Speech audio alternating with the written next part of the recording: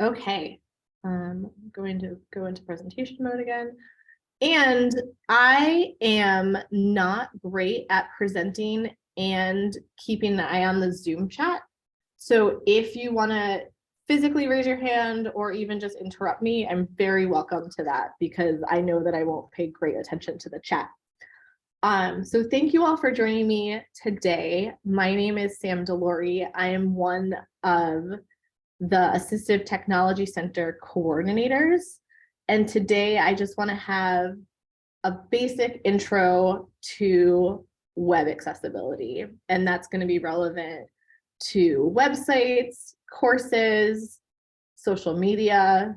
Basically, the core principles of accessibility are going to apply across the board. So I like starting with a conversation about equality versus equity. And this is an old image, which is problematic for many reasons, but it serves the point that in the image on the left, there are three people standing. And for accessibility purposes, I'm going to share what the images show.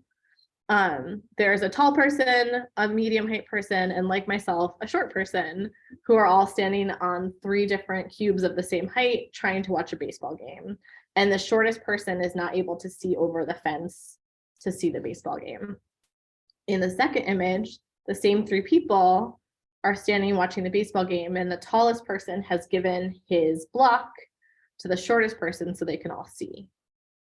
And this concept, while seeming really nice, is actually an idea that we're trying in the disability space to move away from. And so on my next slide, we have the same two images on the left, and then the third image is the same three people, and instead of them looking over a fence, they have a clear gate that they can all see through. Gate and fence are not the words I'm looking for. It's like a chain link fence so that everyone can see through it as opposed to a solid wooden fence. And the third concept with this is universal design. So making a situation where you're not needing individual accommodations to give access to everybody, but instead having set access across the board. And that's not going to be true for every situation that we face, but in every situation that we can use universal design, it's going to help make it so people don't need to disclose their disabilities. It's going to make it so that if people weren't aware of their needs, they're able to access things just as well. And it creates a much more equitable playing ground for everybody than having individual accommodations. So what I would like to communicate to you all today, if nothing else, because accessibility is a huge field, and I can't in an hour tell you how to solve all of the problems to make things fully accessible. And I'll actually later talk about how I don't think anything can be fully accessible for more than 10 seconds. I would like you all to go out into the spaces that you are thinking about accessibility with an understanding, with a greater understanding of who is accessing technology. I think that there's a lot of perception that disabled people are not able to access the technological world in the same way. How could a blind user use a cell phone in the same way that I use my cell phone? How can someone who can't hear watch a movie with me? And so what I would like to instill in you all today is, as you are building things, as you are editing content, to really consider people with disabilities and think about ways that you can solve those problems. And so these are the 5 main categories of disability that we think about when we are building, when we're designing. And I'm going to go much more in depth in each of these, so I'm not going to do too much here, but they are mobility, cognitive, auditory, visual, and speech. And a lot of my presentation is going to be breaking these down, and we will talk about how people with these different disabilities can access the digital spaces and specific tools that people use, especially on campus, and especially what we have in the Assistive Technology Center at UMass right now. So in higher education, we are often working towards a compliance model in accommodating people's disabilities and their needs. And what we're trying to meet generally is the ADA. I am not a lawyer, and the ADA is very complex. And so here's a link, and I have shared my slides, and I will share them again at the end, that talks about the ADA and the basic guidelines for web accessibility. And I encourage you all to dig through them deeper. And with WCAG, which is more global than the ADA is specifically for Americans with disabilities. WCAG is a global standard for web accessibility. And the goal of WCAG is for all your content to be perceivable, operable, understandable, and robust. And there's a link here to the WCAG guidelines. And so again, my point of today is for you all to think about the diversity of the end user. One of the things that is talked about a lot in disability spaces is the number of people who identify as disabled. And there's a lot of information saying that the number of people is well underrepresented. But what I think is really important is that disability impacts all people. It's a really intersectional identity in ways that other identities aren't. And there's a lot of people, the majority of people with disabilities have invisible disabilities. And so you can't look at a person and decide whether they are disabled or not, but you need to be thinking about your end user as you're building your tools. So, excuse me for a second, I'm getting hot.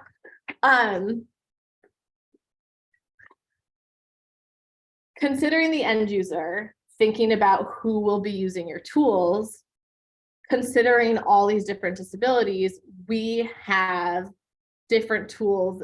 And I actually have examples that's on campus. If anyone wants to come to the ATC, they can physically use all but one of these things, which I should remove from the slides, in the ATC right now. Some of them are switches, some of them are software, and some of them are speech to text technology. We have all of these things that you can try. And even if you're doing testing, you can test with the tools that we have in the ATC. So what is assistive technology? I am going to read through this slide because of accessibility. There are a few different categories that we think about. No tech would be detailed outlines for note-taking, colored paper or note cards, magnifying glasses, braille, picture boards or books, large textbooks, graphic organizers. Low-tech options are videotaping class lectures, which is becoming easier and easier every day. Talking calculators, which again, we have in the ATC if you want to try out. Using captions, using assistive listening devices, video descriptions, and switch controlled devices. And high-tech technologies are e-readers, touch screens, which are so ubiquitous now, speech recognition software, word processors, computerized testing, and process monitoring software. And on my next slide, I want to show an example. I think an example is more than like data. An example of a no-tech solution that has been really impactful since the pandemic. That's my face. I'm going to get off this slide really quickly. But this is a picture of me wearing a clear mask. And there are many people in the community that I work with who speech read. And now I'm just going to go away from that slide for a second. And just the idea of a technology, so that is actually a medical grade clear mask.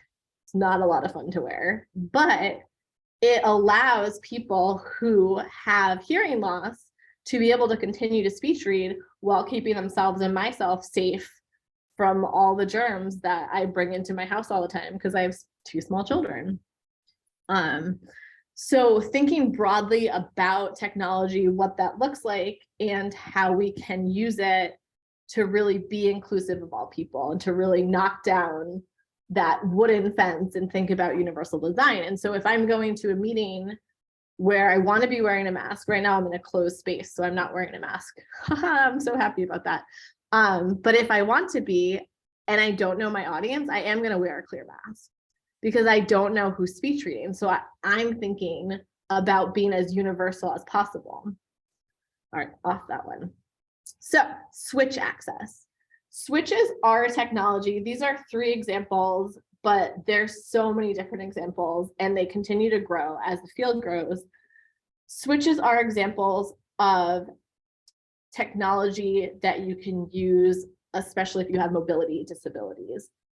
And so coming from a perspective of a developer or designer, why switches are important is you need to make sure that all of your digital tools are able to be navigated with a keyboard only. Because the way that a switch works, I'll talk about the pillow switch for an example. A lot of people who use a pillow switch have some mobility disabilities where they can either put the switch on their shoulder and tap with their head. They can put it on a surface like a table, tap with an elbow. I see something in the chat, so I'm going to finish the sentence and I'll look at the chat. Also, foot pedals are a good example of a switch as well. And to navigate through, I'll use a website as an example, to navigate through a website, you're doing one click at a time to go through the whole hierarchy. And so, for example, if your website jumps from one thing to another, you've changed your keyboard focus, it makes it really hard to navigate for a user who is a switch user in a way that it wouldn't be a challenge for someone who can use a mouse. All right, in the chat. Oh, people are leaving. That's fine. Okay, great. I'm going to close my chat. Okay. I'm going to pause for a second since I stopped. Does anyone have any questions at this point, or do you want me to keep on moving through? I didn't mean to click that. I'll give space for a second if people want to share anything.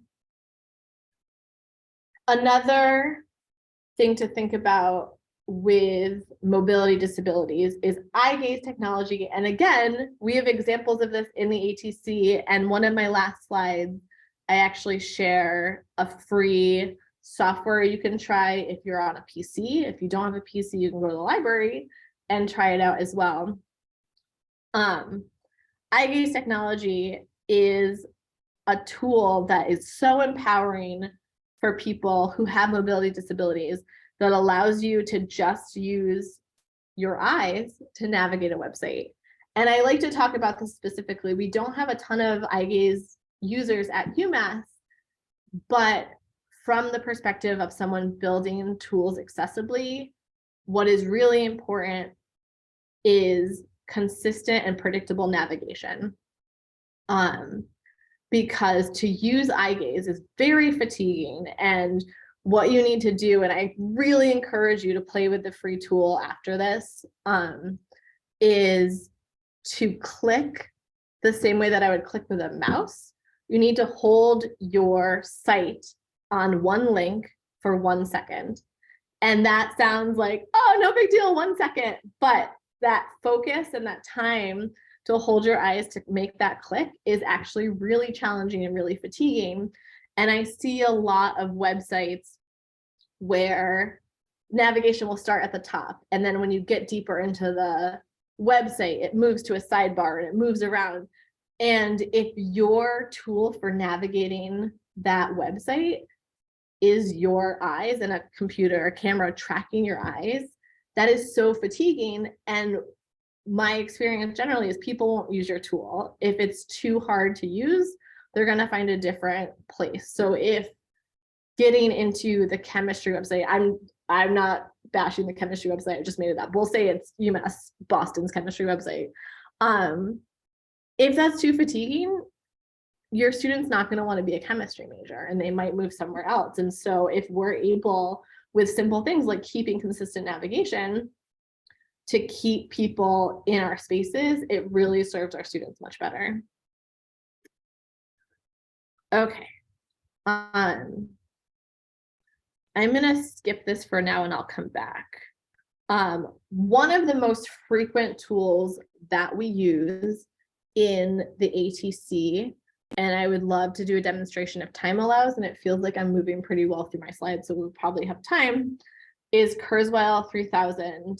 And anyone on campus, we have campus-wide licenses, can access Kurzweil. Kurzweil is both a speech-to-text software and a text-to-speech software.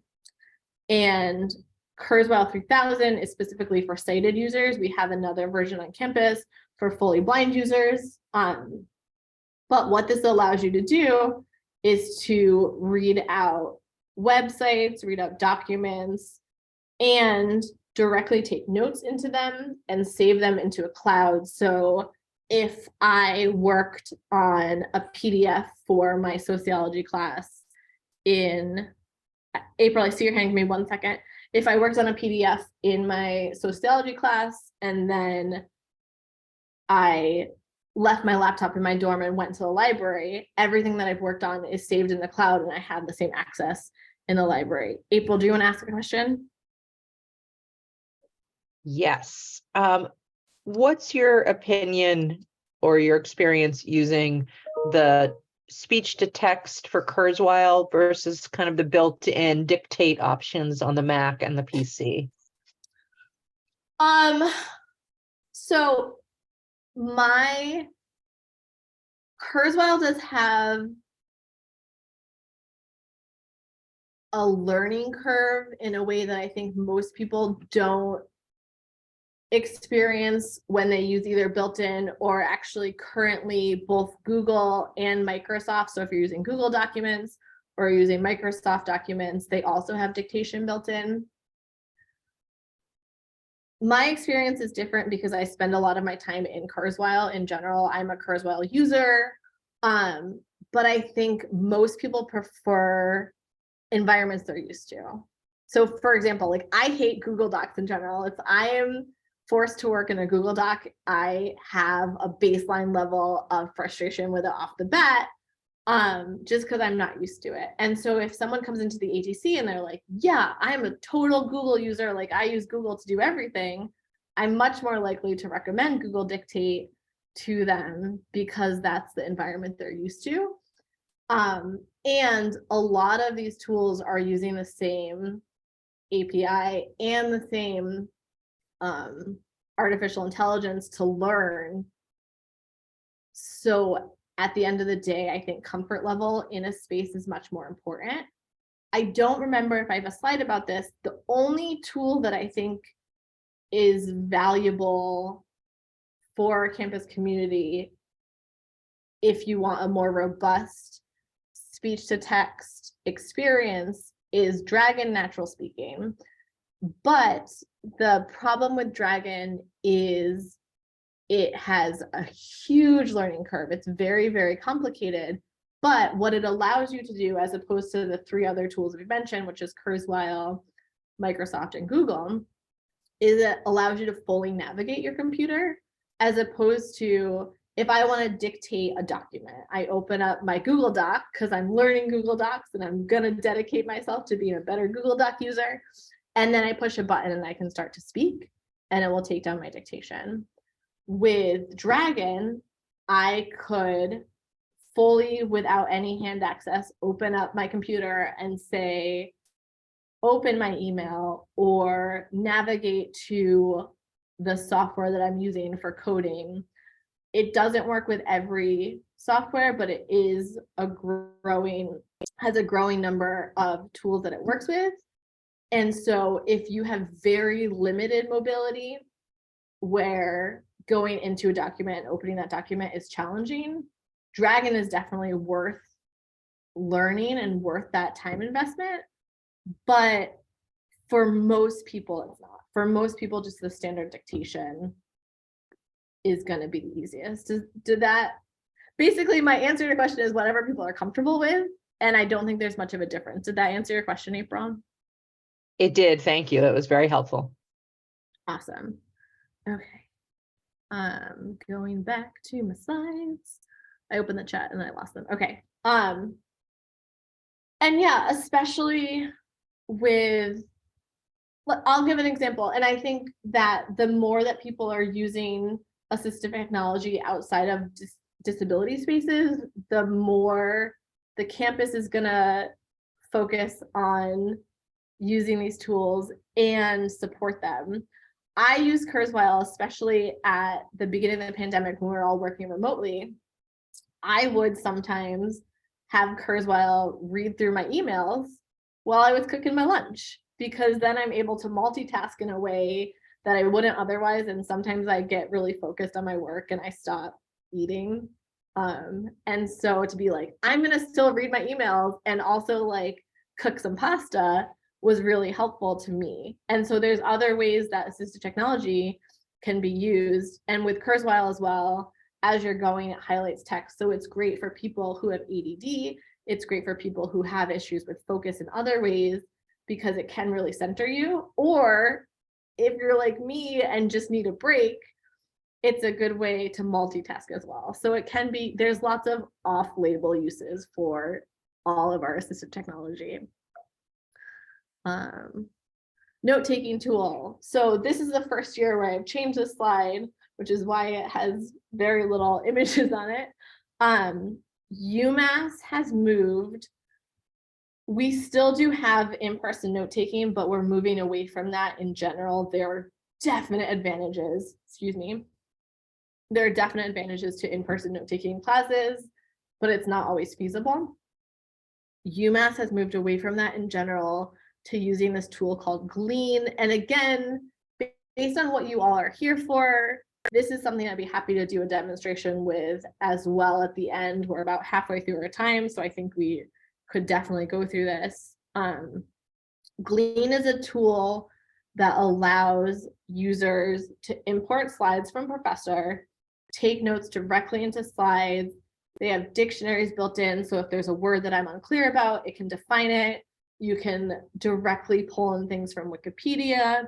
And the biggest thing that it does is it actually records the audio of a lecture or a meeting, and it will transcribe it after the fact. It's not a transcription tool, it's a note-taking tool, but it allows the user to keep that audio, refer back to things, and there is what I think is more useful, a lightning mode, where as someone is speaking, you can say like, this is an important thing to pay attention to, or like, I want to go back and review this, or this is a task that I need to think about later if someone assigns a homework assignment. And Glean, which I have a link to as well, has a really good intro video about how to use the tool, which is 1 minute long, and I highly recommend it. And so that is where we, as both campus and actually the 5 colleges, because now we share a license with the 5 colleges, are moving for note-taking. And it is a good tool, I think, in general. Some people who bought into this thought of it as like a panacea for note-taking, and it's not that. It is definitely something that can help people with focus. It's definitely something that can help people process information differently. There is still valid reasons to have human note takers in classes, and that's an accommodation that we continue and hopefully will always continue to give students on campus. NVDA is, I don't know why this, I meant to move this closer to Kurzweil. NVDA is non-visual desktop access. It is a PC version of a screen reader. It is typically, as opposed to Kurzweil, used by fully blind or very low vision users.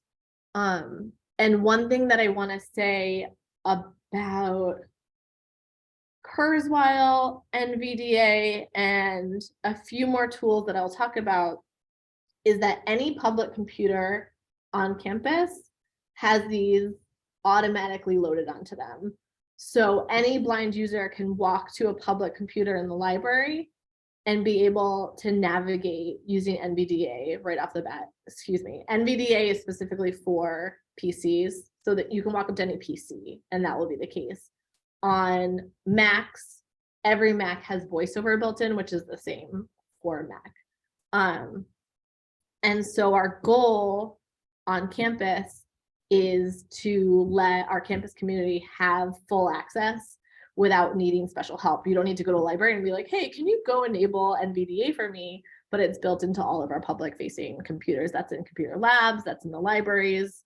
I think there's kiosks on campus where this is true as well.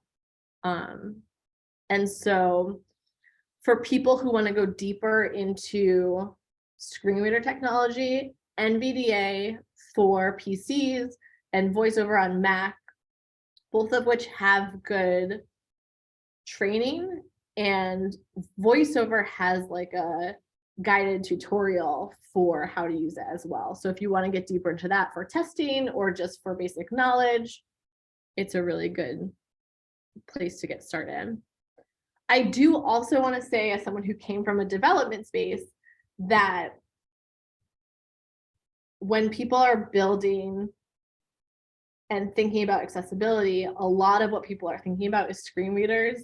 And there's even now codes I've seen recently where people have specific HTML that's calling to screen readers and saying like, hey, if you're using a screen reader, like show this thing or do this or highlight this thing, speak this thing to users.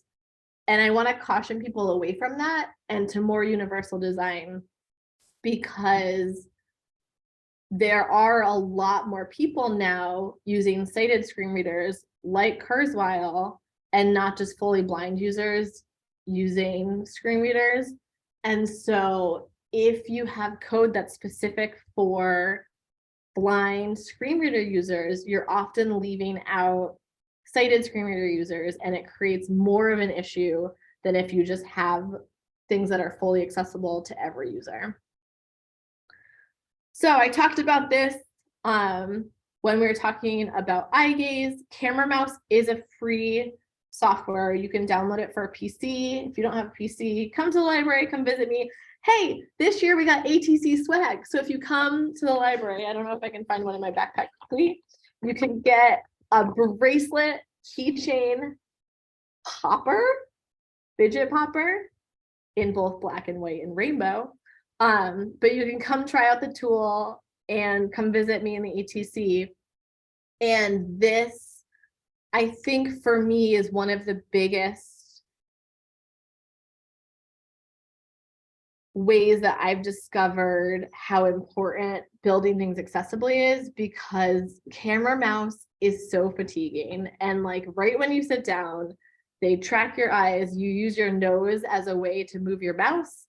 And it really drove home for me the importance of that consistent navigation I was talking about earlier, because if people aren't able to move through this consistently, they're going to find a different website, they're going to find a different course that they can navigate through.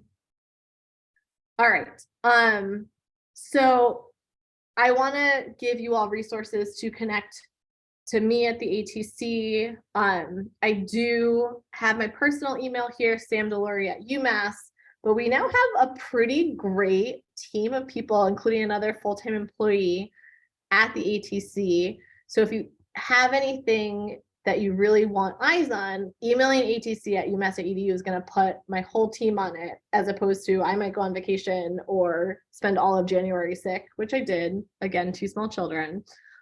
So I encourage you to email the ATC. If you want my personal attention, feel free to CC me. We have our website here.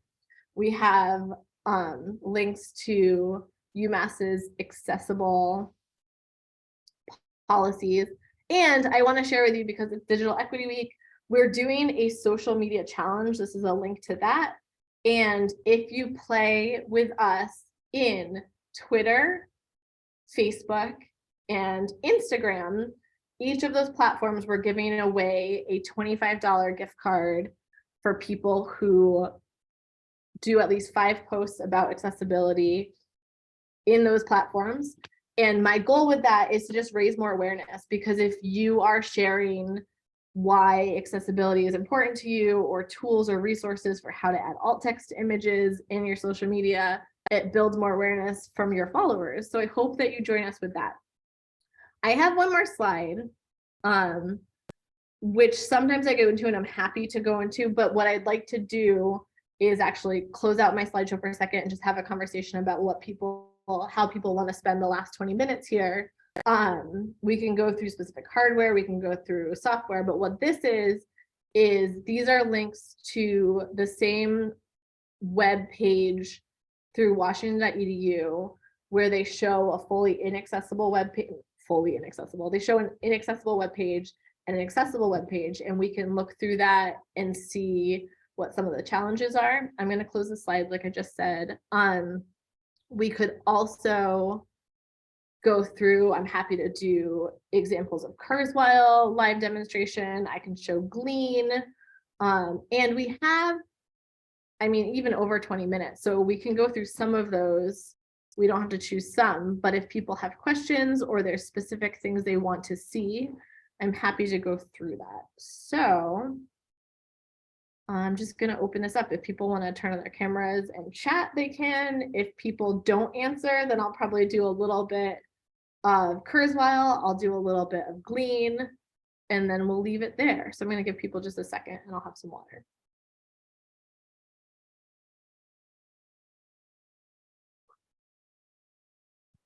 Cool.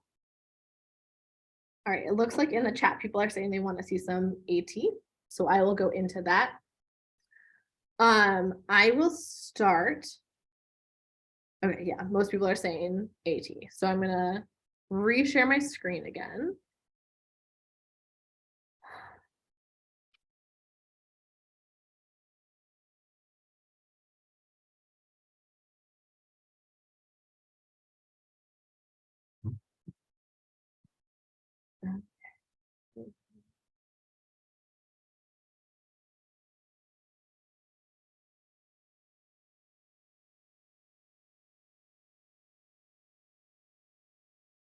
Sorry, I'm trying to think of a website that won't be polarizing to go to. Oh, why don't I'll combine these two things and I will go to the Washington site and turn on Kurzweil. Okay.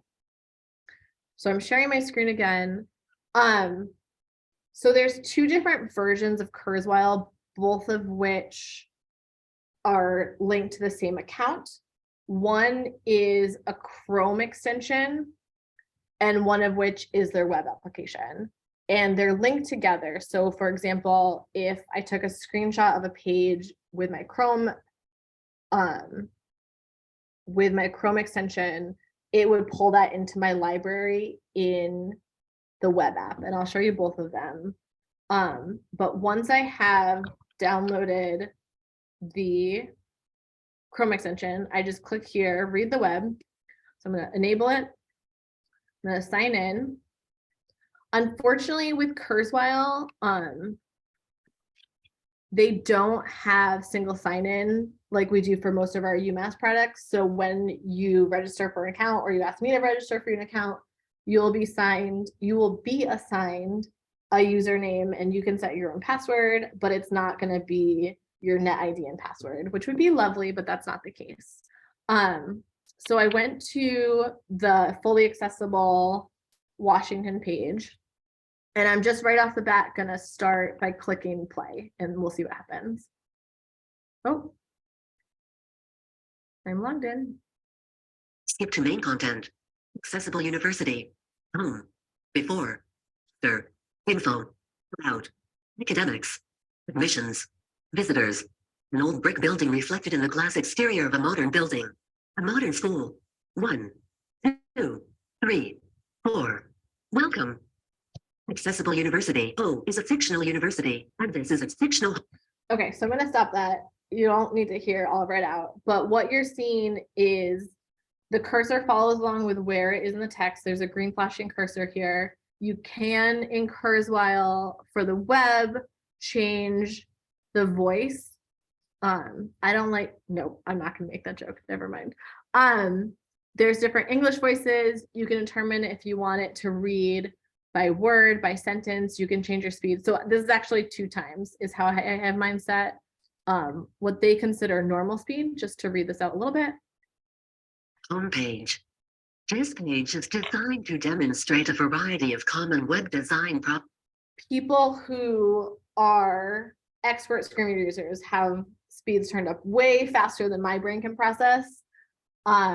And so you can do what is comfortable for you. You can move the position of this, and the web app is definitely, or the Chrome extension is much more basic than the web app.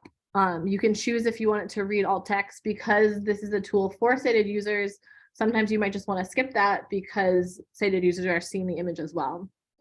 That's the basic settings here. You can, one thing I think is great, let's go to the word design. You can highlight a word and you can define it or translate it into different languages. In Spanish, design is, oh no, I'm not going to try. Oh boy. So these are the languages: Catalan, Danish, German, English, Spanish, Finnish, French, Italian, Dutch, Norwegian, Portuguese, and Swedish that are supported with speech. So it would read all of them. And then they have a whole wealth of languages that they will translate into. There's design in Russian that they won't actually read out loud.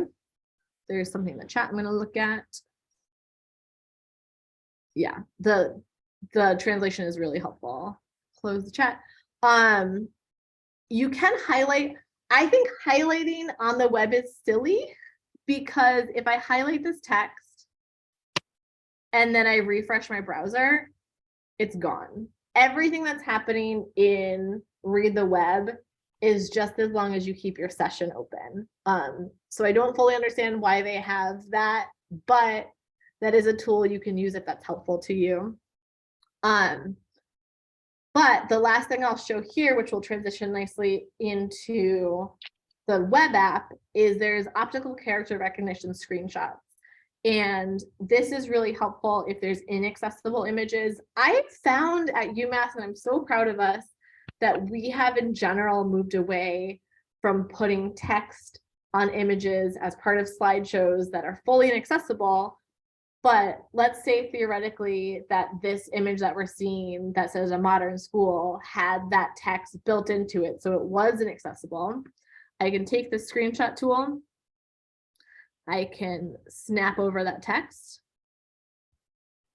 And if it works properly, yay, it is working properly. I love when things go well. It is currently opening up my logged in web app, and it's going to try its best to read that text. There is no text available to read on this page. So it's not perfect. It's not seeing that text. I can show an example of that. I'm going to look at the chat because I see 2 chats. And font matters a lot too. So if there's like a very heavily scripted font, it's not going to fully pick that up. Does Kurzweil read PDFs? Yes. And I will show you that. That open in a browser, no. So the web extension cannot read PDFs. The web extension, the Chrome extension, can only read HTML on the web. But now that we're in Kurzweil 3000, I got 15 minutes off, we're doing great. I will show how to do PDFs and other documents. Kurzweil 3000, which is the web app, uses a cloud library. So this is my account, and you can link it to your Google Drive, your OneDrive, your computer, and you can upload documents directly. So I guess I'm going to show, I feel like most people I work with in this tool will they'll be given a 300-page PDF from their professor that they have to read, and they'll upload directly. Let's see what's on my computer. Let me search for a PDF.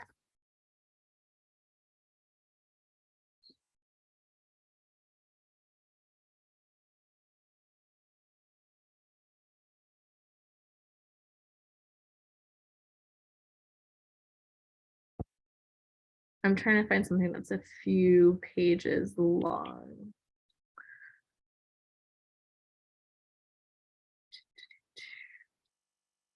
What's this? We'll see what this is. So it's going to bring in the PDF and it converts it to a Kurzweil file, which is a .kes. And you can use in this tool after. You can save it back to your computer if you want to, or just work here directly. And so I'm saving this to my file, so no one else is going to see it at UMass. I'm going to open up the document. And so this is significantly more robust than the Chrome extension. It's loading. Okay. Tableau, a really inaccessible tool. I love that this is what it chose. Tableau. Conférence. Ooh, I might be in a French voice. I don't know why. So I'm going to go to my settings. Oh no, it says I'm in. Interesting. Okay, that was very excitingly French accented. So right off the bat, and you can change all these settings, it's reading page by page for me. Tableau conférence. Welcome. I wonder if Tableau conférence. Create and publish accessible dashboards in Tableau. I wonder if it's because the word tableau is a French word, because I do have multi-language voice preferences turned on. That's so funny. And you can set different speeds for different voices. I don't know why my brain thinks I process Spanish faster. That is not true. I'm going to look at the chat again, and then I'm going to show you some other features besides reading. Okay, so especially if people are using this for classes, you can highlight here and it actually saves what you highlight. You can take notes directly into the document. So if I wanted to write notes, you can write a text note. And what I think is also very helpful, especially because a lot of the people using this tool are auditory processors, you can write your own speech note. I'm going to click it. I'm going to put it here. So if I wanted to remember something about this and didn't want to have to read through it, I can do a recording. I'm recording this note to remember to come back to this place when I review for my exam. And it saves that note, and this becomes part of what is read through the page if you're reviewing. So if I'm, again, cooking my pasta on the stove, I'm playing through this to review for my exam, it's going to read that out loud to me when I get to that place in this document. I'm not going to save it because this is just a demonstration. You can add links directly into it. You can bookmark pages if you want to bookmark them. Again, we have the translate. We have, you can edit the documents if you choose to. And so if you're making changes in the document, you want to make sure you save them. Unfortunately, there's not an autosave, so that what happens here goes into the library and will stay there. Okay. Let me think of anything else that's important in this space. Oh, so I did say, and this is only true in the web app as well, that you can use Kurzweil for speech to text.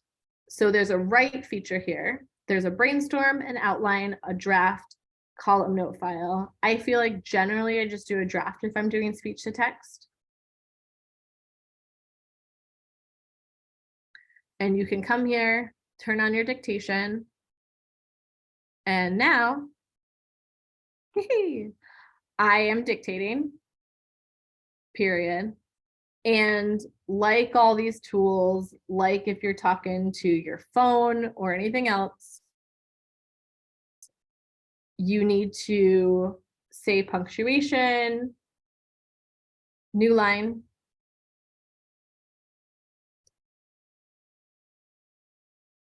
paragraph. Sorry, I'm out. I haven't worked in this in a while. You do need to, I'm going to stop making it write everything I say. You do need to learn some of the basic features. So this I think goes into what April's question was before. I think April's not here anymore, but what you're comfortable with. So in Kurzweil, in Google Docs, in Microsoft Documents, and in Dragon, what you say to get a new line, what you say for punctuation is different in each place.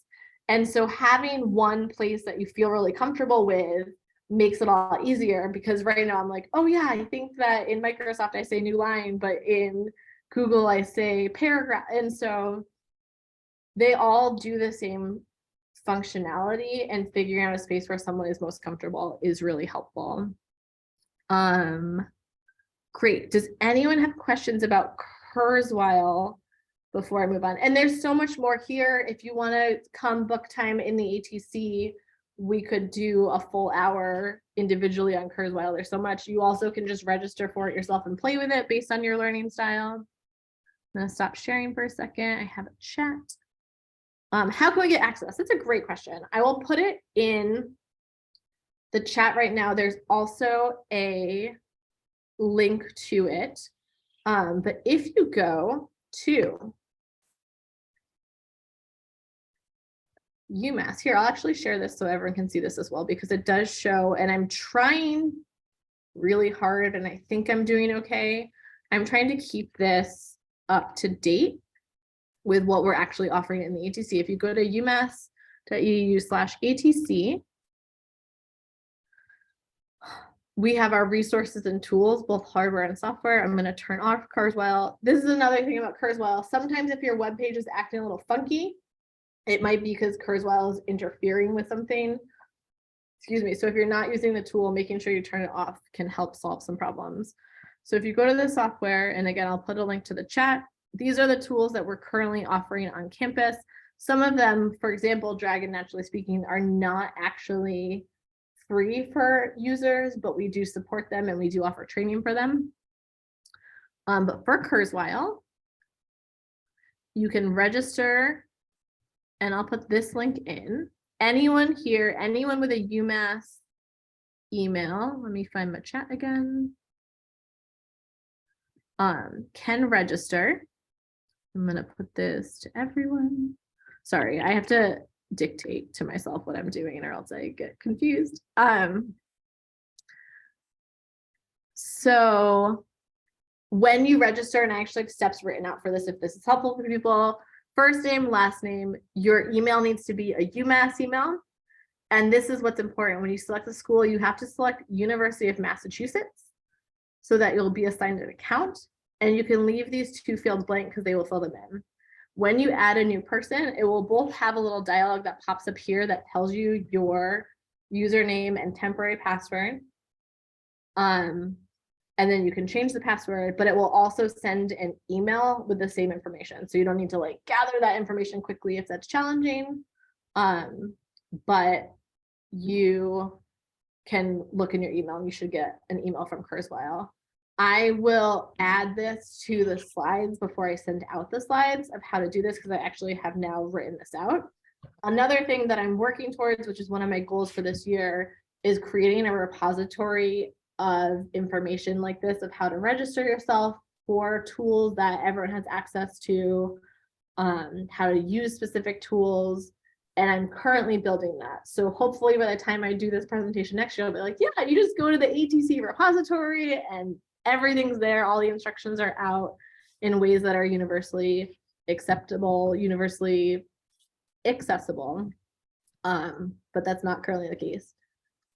And so we've got about 5 more minutes, which is great because Glean's a pretty quick tutorial. And I'm going to show Glean because that I think is our second most used tool. Glean, unfortunately, you can't register yourself for because we have limited seats. But if you email myself, I can get seats for you. So it's not the same, but so right now we don't have a ton of buy-in on campus for Glean. If we get more buy-in, the university will purchase more licenses. We're just not at that place right now. So I'm going to share my screen again. I don't know why I keep popping in and out of sharing my screen. Makes me feel powerful. Come here.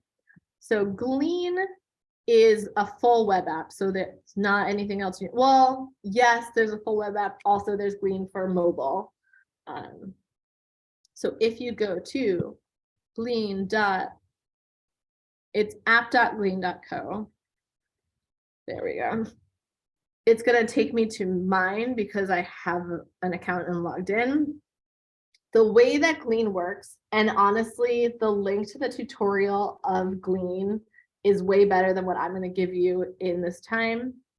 The way that Glean works is it views each time you do note-taking as a session, or sorry, as an event. And you can, I think this is really helpful. You can create collections. So most people who are using this tool are using it for classes. So the way that I would think of a collection is like for each class, I can say, this is my sociology 100, this is my English 2000, it's advanced schooling. And you can create new collections and have each of your events go into that, or you can just have all your events come here. A lot of people in this meeting, I think, are staff members. And so if you were using this as a meeting notes tool, then you may just choose to do events here. So you can pull in slides, and getting slides as an accommodation is a very common accommodation that we give students. So they can get slides before their classes and pull them into Glean to use. I'm pulling in my slides from this meeting.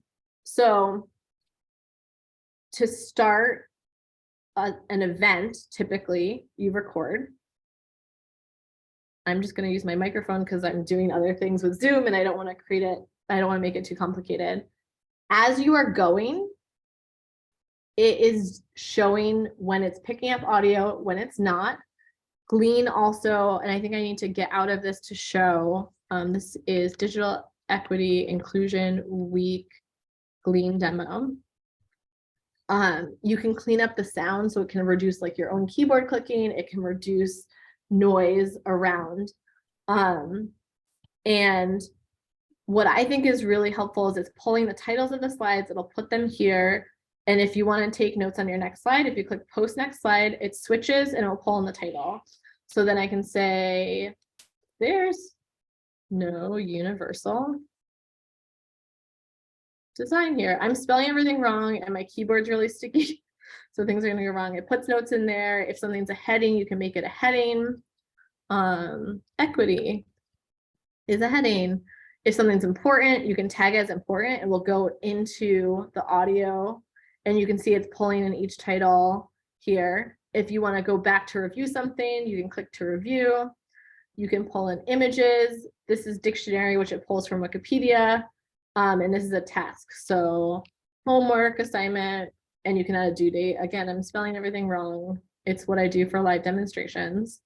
And then there's lightning mode, which does the same thing, but instead of actually typing notes for each thing, you can just do, oh, this is a heading. This is important. This is something to review. And it pulls those in at the time. Being aware of time, I'm going to stop this. It takes a minute, but it will convert to text. And for privacy reasons, you cannot download the text. I don't actually remember where the 5 colleges landed. We needed to make a choice as a whole consortium. There is a way that you can share recordings and text with other Glean users, but you can't download it and share it outside of Glean. I don't remember if the 5 colleges chose to do that or not. So it might be that everyone is encased in their own spaces. If that is an important question to you, let me know and I can find that out. And then, like what I was saying before, you can change your playback speed, you can reduce pitches, you can do noise cancellation or click reduction as well. And this, thank goodness, because I rely so much on autosave, autosaves everything to your cloud space. All right, I've got a chat. Okay, people are just leaving. It is 11 o'clock, but I'm happy to answer any questions that people have. I'm going to record this. I am recording this. I'm going to share this out once it's captioned. And I'm very grateful for you all coming.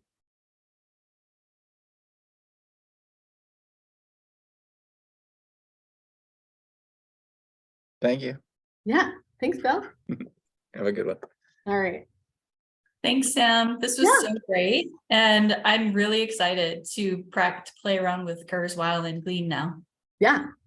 Do you want me here? Let me stop recording. Stop. Do you have a Glean license?